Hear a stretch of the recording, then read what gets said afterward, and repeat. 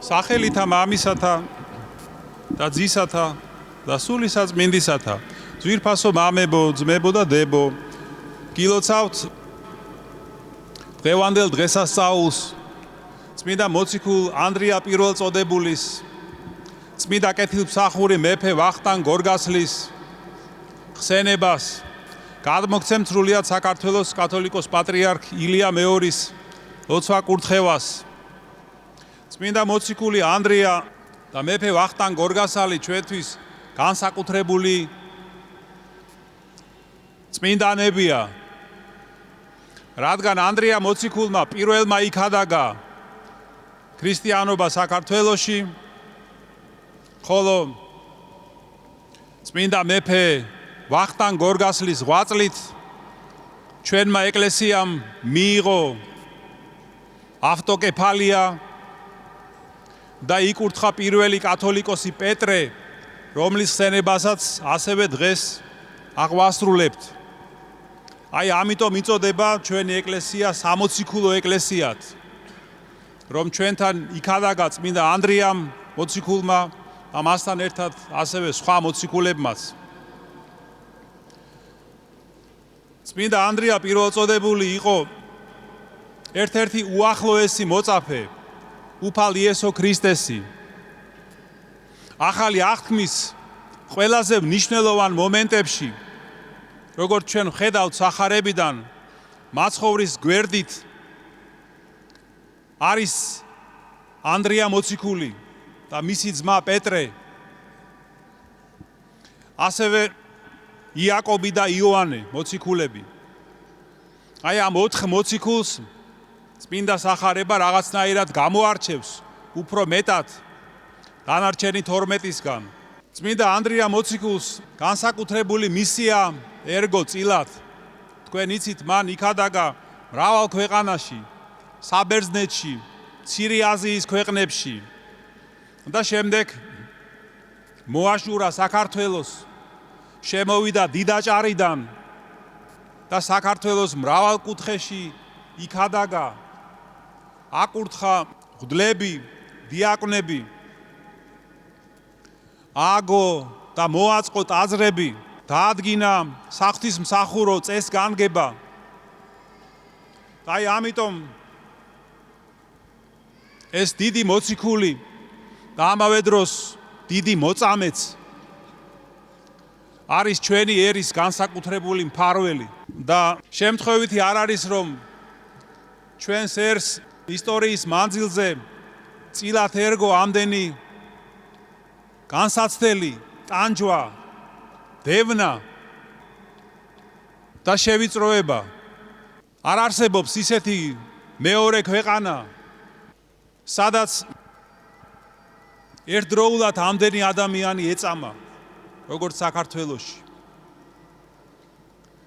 და ეს არის ნიშანი ღვთისგან, რომ უფალი ჩვენ მოგვიწოდებს მისი ერთგულებისკენ, რომ ვიყოთ მისი ერთგულები, მისი ეკლესიის ერთგულები, სიკვდილამდეც კი. და თუ ეს საჭირო გახდება, გავიმეოროთ ჩვენი დიდი წინაპრების ღვაწლი. ხოლო ეკლესიისთვის მშვიდობიან პერიოდში მოთფინებით, სიმდაბლით გადავიტანოთ ის განსაცდელები, რომლებიც წილად გვერგება. ამისთვის საჭიროა სულიერი სიმტკიცე და განსჯის უნარი. ერთ-ერთი უმთავრესი სათნოება განსჯის და გარჩევის უნარი. და ამიტომ დღეს განსაკუთრებით გვართებს გავიხსენოთ წმინდა ანდრია მოციქულის ღვაწლი და ვევედროთ მას შეგვეწიოს ამ თვისებების მოპოვებაში.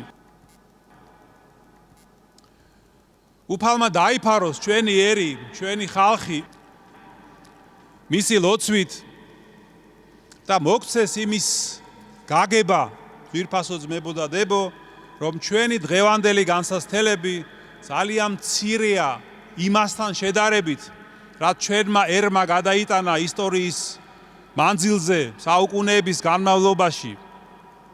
და ძალიან მცირეა ის წუხარებები ჩვენი იმ წუხარებებთან შედარებით, რაც გადაიტანეს, რაც დაითმინეს მოწამეებმა, აღსარებლებმა, უფალმა დაიფაროს ჩვენი ქვეყანა ანდრია პირველწოდებულის ლოცვით, შეგვეციოს ჩვენი ერი, სწორედ ის ერია, რომელიც გაანათლა ქრისტეს ჭეშმარიტი სინათლით მრავალი წმინდანის შრომამ და ღვაწლმა, დაწყებული წმინდა ანდრია პირველწოდებულით, სიმონ კანანელით, მატათათი, აი მათგან მოყოლებული მოწამეებით, ესენი იყვნენ ასევე აღსარებლები, მეფეები, დედოფლები, ჩვენი პატრიარქები, სხვა სასულიერო თუ საერო პირები, რომლებმაც დაამკვიდრეს და განამტკიცეს ქრისტიანული სარწმუნოება ჩვენი ერის ცნობიერებაში და ისტორიულ მეხსიერებაში და ჩვენამდე მოიტანეს, რამაც განაპირობა ჩვენი ქვეყნის, ჩვენი ერის დღემდე გადარჩენა. მე მინდა თქვენთან ერთად დიდი სიყვარულით მიულოცო დღევანდელი დღე სრულიად საქართველოს კათოლიკოს პატრიარქ ილია მეორეს.